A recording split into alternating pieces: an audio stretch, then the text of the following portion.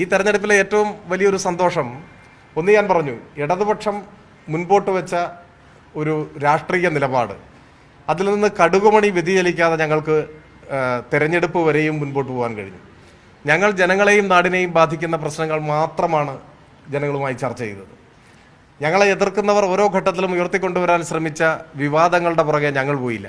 ഞങ്ങൾ ഏതെങ്കിലും വിവാദങ്ങൾ ഉയർത്തിക്കൊണ്ടുവന്നതുമില്ല. ഞങ്ങളുടേതായ നിലയിൽ മുൻപോട്ട് പോയി ഞങ്ങൾ ആഗ്രഹിച്ചതുപോലെ ജനങ്ങളുമായി സംവദിക്കാൻ കഴിഞ്ഞു. അത് ആ നിലയിൽ തെരഞ്ഞെടുപ്പ് റിസൾട്ടിൽ വന്നില്ല എന്ന യാഥാർത്ഥ്യം നിലനിൽക്കുമ്പോഴും അക്കാര്യത്തിലെല്ലാം ഞങ്ങൾക്ക് അഭിമാനമാണുള്ളത്. എന്നെ സംബന്ധിച്ച് പറയുകയാണെങ്കിൽ എനിക്ക് ഞാനായി തന്നെ ഈ തെരഞ്ഞെടുപ്പിൽ മത്സരിക്കാൻ കഴിഞ്ഞു. ഏതെങ്കിലും തരത്തിൽ ഒരു വിട്ടുവീഴ്ചയ്ക്കോ ഒത്തുതീർപ്പിനോ പോകേണ്ടതായി വന്നില്ല.